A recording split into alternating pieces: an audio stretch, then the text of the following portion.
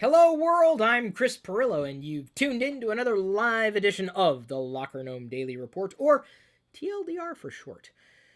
It's not just the news, it's answers that you can use. It's my new tagline, because I read a story that Earle Greene had sent to me, and I thought it made a lot of sense, so I'm going to adjust.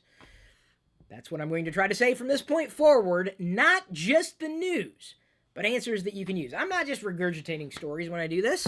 I'm giving you my insight, my perspective, my opinion. That's what you want to hear, right? I assume. Even if you sometimes disagree with me. Welcome aboard. You've tuned into a live stream, possibly, as it was being broadcast live. That's just one more bonus that you get as one of my active patrons, aka the Super Nomies. If I've ever helped you at any point in the past, if I've given you advice that helped, if you appreciate the things that I do for you on a very regular basis, maybe an irregular basis, go ahead, pledge. Starting at just $2 a month, that's all it takes to become one of the patrons, aka the Super Nomies. Easy to do. More information at chrispirillo.com. We've got a few things to share with you today for everybody, all my Nomies out there. However you choose to support us. And that should begin with our lead sponsor, Citrix. They've got a product, GoToAssist.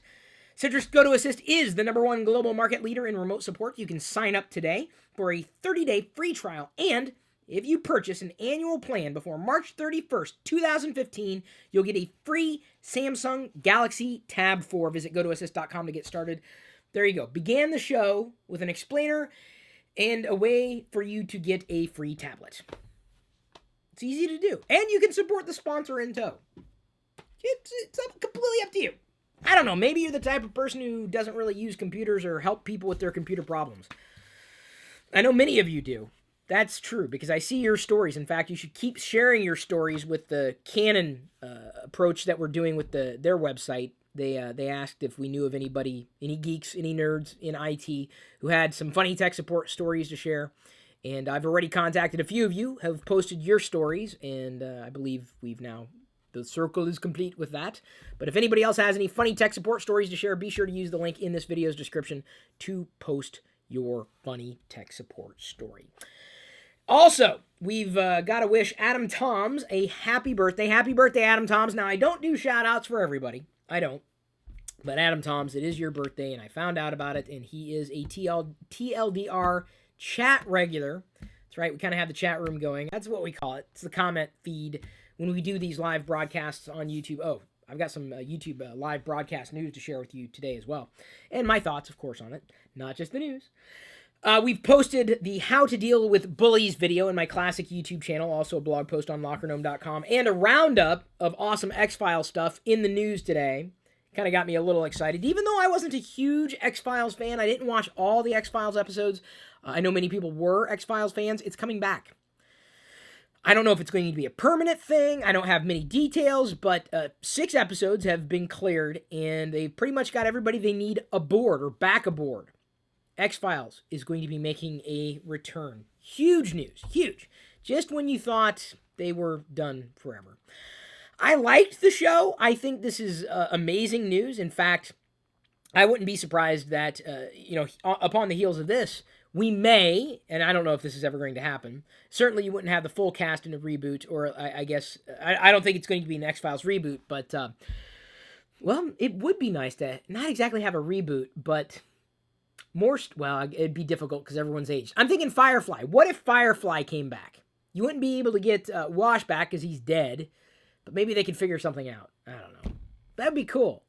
To hear the X-Files coming back. This is like one of the geekier shows that ran. And yeah, I consider X-Files very geeky. paranormal, weird, alternative.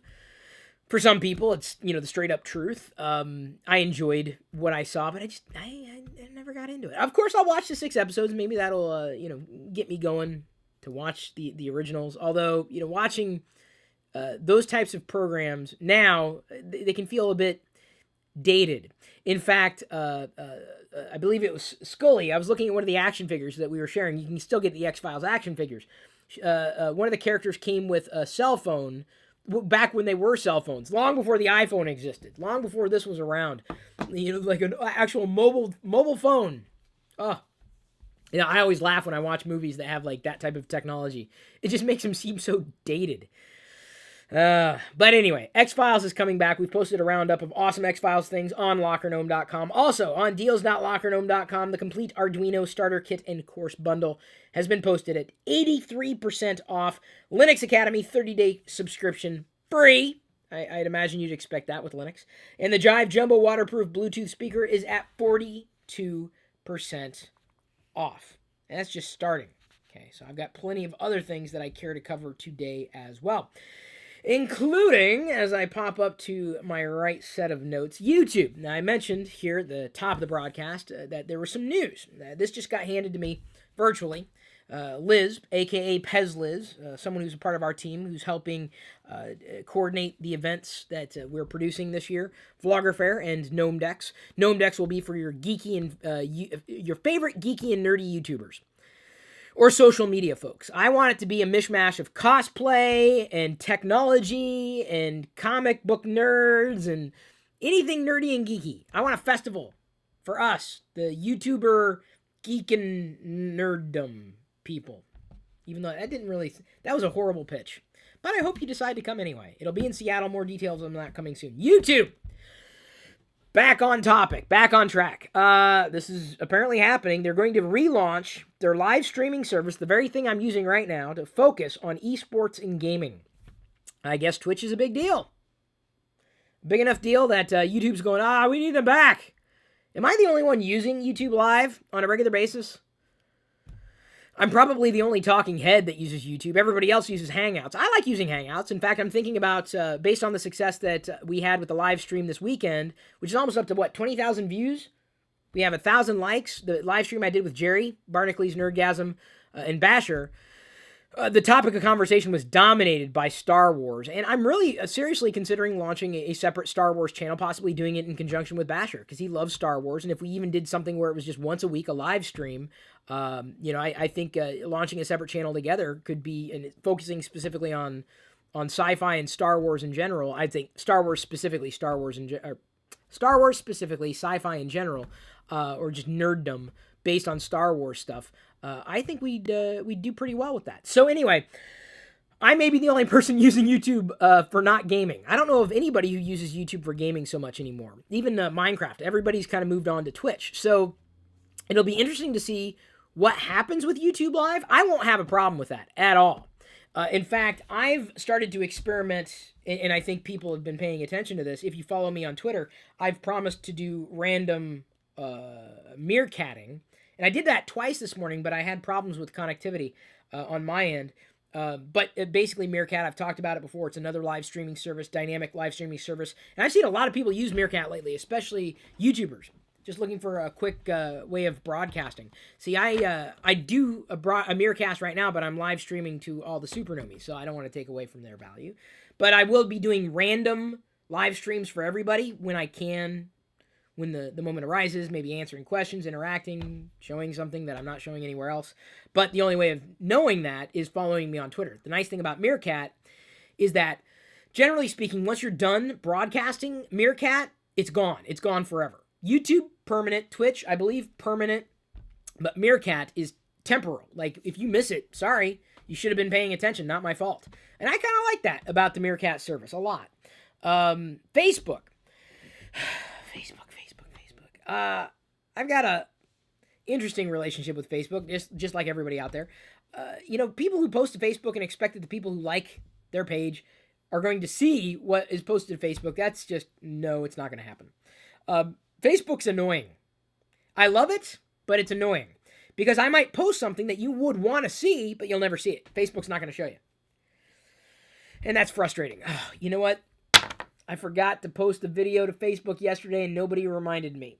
So, please remind me that I need to post a video to Facebook today after I'm done with this live stream. If Chris forgets something, it doesn't happen sometimes, and that's sad. So anyway, Facebook, back to the Facebook news. They're set to test a new format for basically boosting publisher content. They're asking for unique publisher content, but also a new format that is going to make it such that big entities, big media entities, not me, like the New York Times, BuzzFeed, National Geographic, they want to host content on Facebook. And we're not talking about written content or just written content, even video content. They're asking even The Onion to produce original content, video content for Facebook specifically. And of course, I'm guessing they're going to pay handsomely for that. The problem that I have with that is, how do I say this? Well, I think Geekanoid said it best in his recent blog post. And then I ran across another video this morning that kind of spoke around it. I ended up retweeting that as well. It's become more and more difficult to be someone like me. It's easy to be someone. It's easy to be me. That's simple. But to be someone like me, an independent publisher, a truly independent publisher, is very, very challenging because I face an amazing array of content producers who are better funded, better staffed, and I've got to rely on what it is that I have. And that's why I say I've got insight. I've got my perspective on things, and that's probably what you count on most.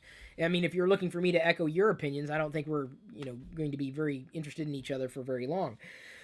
So for Facebook to come along and do this, I mean, I'd walk into that relationship very carefully because Facebook owns that relationship. It's not necessarily the publisher that owns the relationship. The publisher can leverage its name.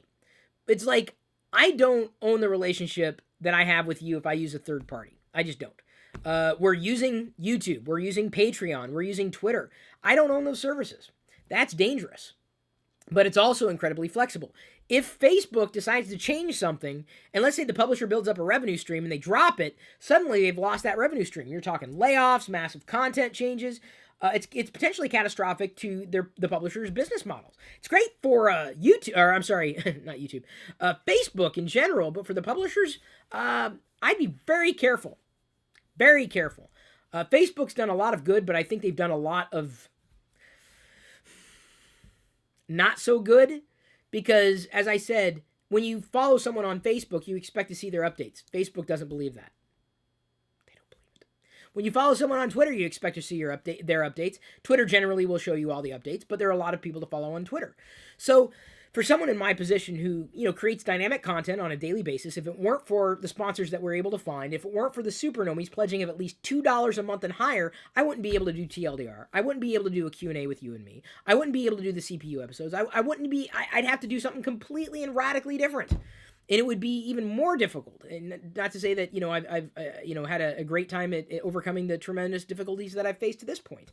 But because of the advent of Facebook and the way they changed the game, or how Google has manipulated search results, or how Twitter works, and how social works, and YouTube, and so many people, and so many great things happening, in less than a month's time, we're basically closing down the set of forums that we had for a number of years. And later this year, when the license runs out, we're going to be shutting down the social network that I set up years later because, unfortunately, it's costing me more to run or to keep running, really, when nobody's using those things, than it's actually making. I'm not charging subscription fees for the forums. I'm not charging subscription fees for a community.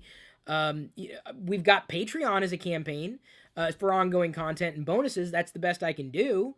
But even Patreon, I've argued needs to do a better job at engaging community, and they've done a really horrendous job at helping me engage community. I want dynamic chat rooms. I want to be able to do more for my patrons. I'm doing a lot now for everybody, but I want to do even more for the people who do more for me. I really believe that. It's not easy to do though. So that's forced me to make other decisions in having to change the way that we do things. Blogs are pretty much dead. As much as you might read content, you don't care where you get the content from necessarily. If someone reports it, you go there. Or maybe you read the headline on Twitter. Maybe you just read the headline on a video, and very few people might bother to watch all the way through a TLDR episode. Because I know it's long, but there's a lot that I want to cover on a daily basis, and I can't necessarily upload 6 videos of various perspectives on a daily basis. You'd get flooded out.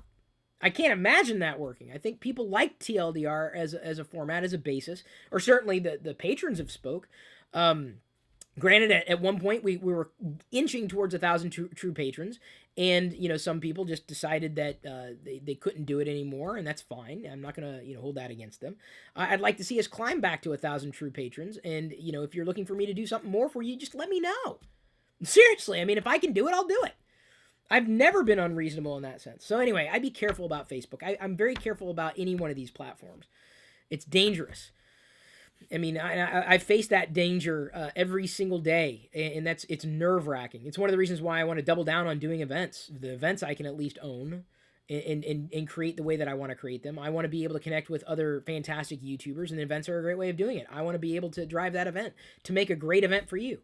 Imagine having a small space, not too small, small enough space, maybe 1,000 people, and then being able to interact with your top 20 favorite geeky YouTubers.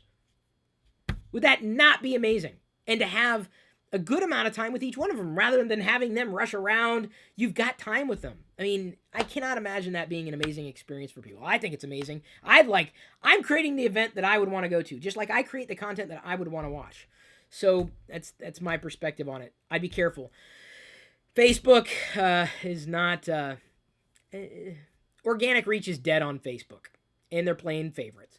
And anytime you've got an entity like Facebook playing favorites, when most people don't realize it's playing favorites, it's very, very dangerous. I think it's disingenuous, and there's not much I can do about it. More people, this is what's sad, more people would see what I posted to Facebook than would see if I posted it to my blog.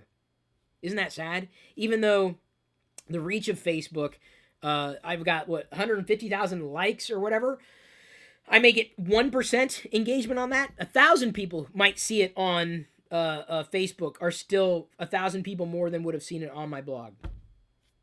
Did you know I had a blog? Had it since 2002? Yeah, it's the publishing industry changes on a daily basis, but I think I'd be careful. I would not put my eggs in Facebook's basket. I'd be very careful about that. Even though I use it, absolutely, not slagging them for that. I'm just very well aware of all the shortcomings that come with supporting Facebook. By way of patron Earle Greene, he sent a few links, including streaming music revenue beating CD sales in the U.S. for the first time last year. Wow. I'm a part of that. I love streaming music. Love it. My favorite streaming music service is They Might Be Giants. What? They have a streaming music service? Yeah. They got Dial-A-Song. You can get that for free, but I pay. I'm a fan. I support content with my money. And I get Dial-A-Song songs early. I can download them and everything. I also get other bonuses as a super president. Although I'm not in the super president's fan club, you're not supposed to talk about it. So I guess I'm not supposed to talk about it, but I want to talk about it because it's the most amazing subscription that I think I've ever had in relation to music. I would pay Weird Al Yankovic if he had something similar. Absolutely. And my favorite artists, sign me up. Yes, I wouldn't do that for all the artists. Very few. They Might Be Giants is one of them. Weird Al would be the other. I'm saying to Weird Al, take my money. Shut up and take... No, don't shut up. Keep singing and take my money. Oh, I would. In a heartbeat. In fact, I would implore him to do something like that. I've been sent this link, and I don't know if I put this in the video description. I might have. If I wasn't planning on getting to it, I'm going to talk about it now. On avclub.com, they had posted a... what do they call it? An audio... Hang on. I know I've got it in here somewhere. There we go. Oral history of UHF. Now a cult classic, Weird Al Yankovic's movie. And, I read, a fair amount about UHF and didn't realize some of the things that had happened behind the scenes. So it was a fantastic read. And in there, it's always been suggested, maybe, Weird Al could do a UHF 2 or maybe another movie. And I think he's hesitant to do that. And even threw a number out there, said, well, maybe if the studios, threw 14 million my way or some number, that was a high number, not unreasonable. But then I thought, I've seen the wild successes of Kickstarter projects or Indiegogo projects that got people far enough along. I've backed a lot of media content projects, especially if I liked the people who were doing it or I thought they had the ability to pull it off. I've talked about them at various points in the past, but I would absolutely back a Weird Al Yankovic crowdfunded project. Yeah, no doubt in my mind. I would do it in a heart. You wouldn't even really, I'd be thinking, God, how much can I do? I usually go for a reasonable level, because I believe in supporting them. And, I've got, some amount of things that I turn around and sell. Or when I'm lucky enough, I believe, though, I have to put my money where my mouth is. So why I say that? When I ask for your support as patrons, I ask that for a reason. But I would never sit there and say, here, help support the things that I do without turning around and supporting the things that other people are doing. So I absolutely believe in supporting other content creations. And I do it over and over and over and over again. If I believe in other content creators, and I can, and I believe they've got something of value for me, I absolutely will support them. Otherwise, I feel it's disingenuous for me to do that. Do you know what I mean? I mean, it would be weird. Wouldn't that be weird? And I love talking about the projects that I support. I love it. Just like I assume that you love talking about the things that you support. Music sales. Yeah, subscription. Back to that. Yeah, no surprises. Hello, when was the last time you bought a disc? I can't remember the last time, honestly. Oh, actually, I do. It was Weird Al Yankovic's Mandatory Fun. I buy his discs. Until he stops producing them, I will continue to buy them. By way of patron Earle Greene, again, talked about this last week about being able to upgrade from your pirated version of Windows to a legal copy of Windows 10. Yes and no.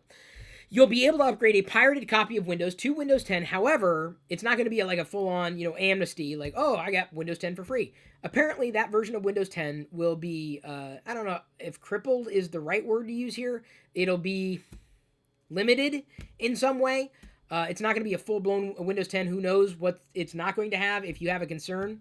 Anybody who has a concern over this, just buy a copy legally.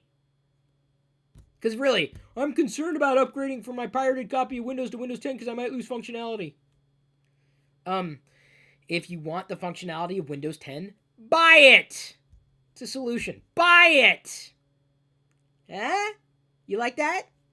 I like it.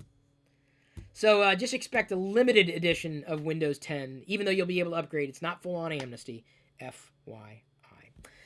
Also, by way of Earle Greene, Amazon just got permission from the FAA to test delivery drones. I'm kind of excited about this, if only because I live in the Seattle area, and that's kind of interesting to me. Someone asked in the AMA this week if I'd consider getting into flying drones with Jedi. That's a possibility, although I never really got into model flying.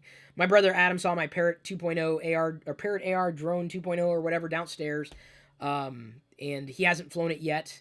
But it's still in the box. Maybe that'll be an adventure I have with him while he's currently visiting. So it's interesting to see drones kind of take over in that sense. I would long for anything that would improve safety for everybody out there. And if drones help make that possible, if it gets more drivers off the road, makes deliveries more efficient, I'm all for it. No doubt about it. So it's good to know that the FAA is clearing Amazon for that. Again, by way of patron Earle Greene, Apple has been granted its first fuel cell patent, which, can I try that again? Thank you. Apple has been granted its first fuel cell patent, which could lead to longer battery life, days instead of hours, effectively, which is great. Honestly, we're in the day and age where we've got these devices, they're large, they're small, certainly they're more pocketable than devices I had when I was growing up. But one of the limitations is not just speed. They have to throttle the speed. They have to throttle so many things because of battery. It's too fast, it kills the battery. If you can't get through the day, the phone's no good. So, battery life is very, very, very important. It's probably one of the most important things about a device, beyond usability. I mean, if you're talking hardware, battery is probably the most important part of that device. Forget about specs, anything else. It's the battery. Because if you can't get through a day, you're going to complain. Battery is important. So, are they going to follow up with that? I don't know. It's a possibility. I'll be reviewing, actually, my Onaloop Pros this week as a CPU video that we have to record. I haven't done that yet.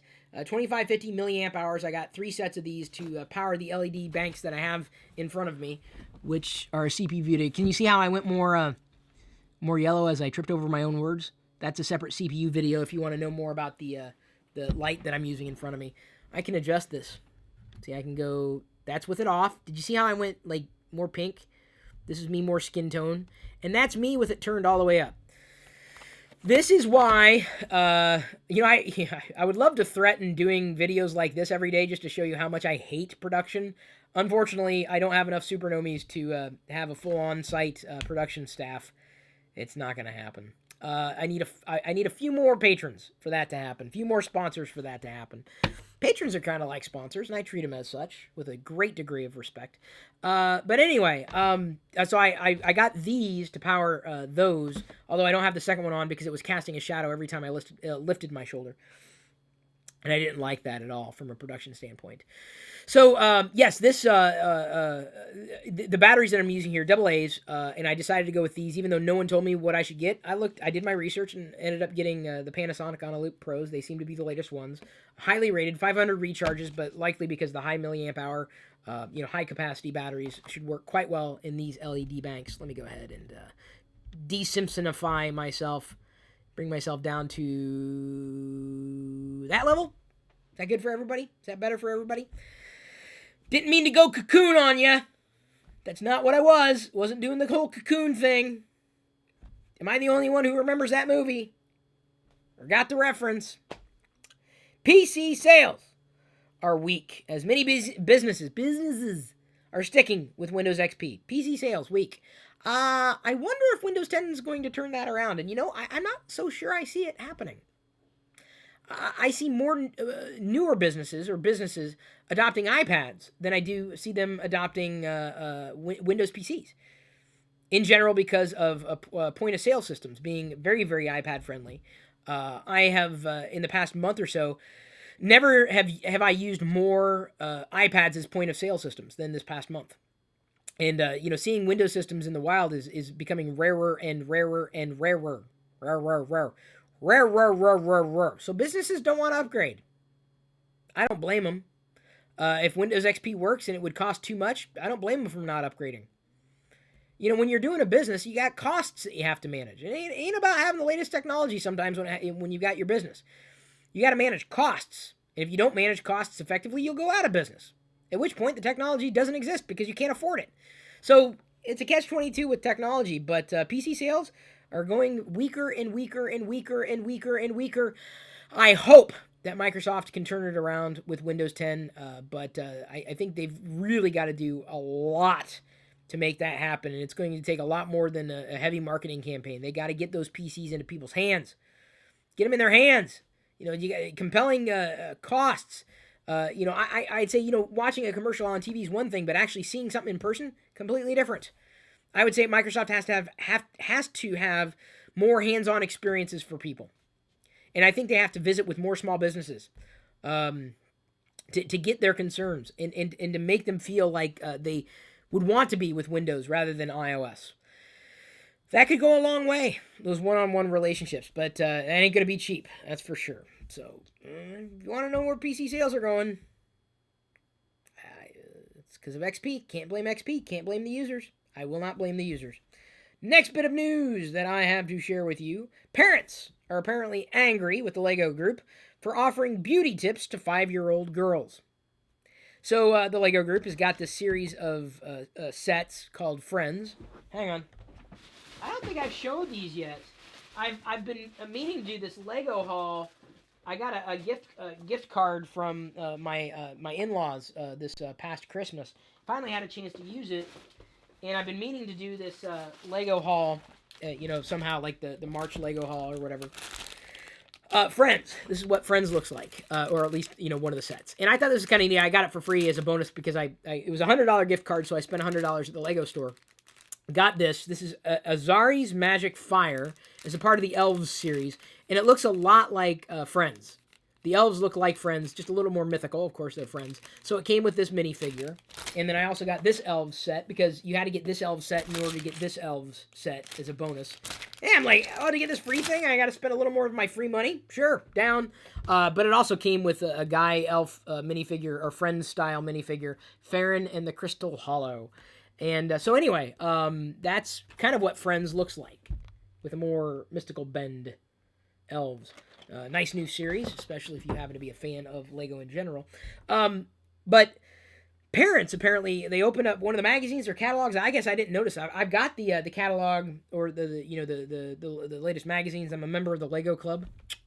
Everybody can be. It's not really that special.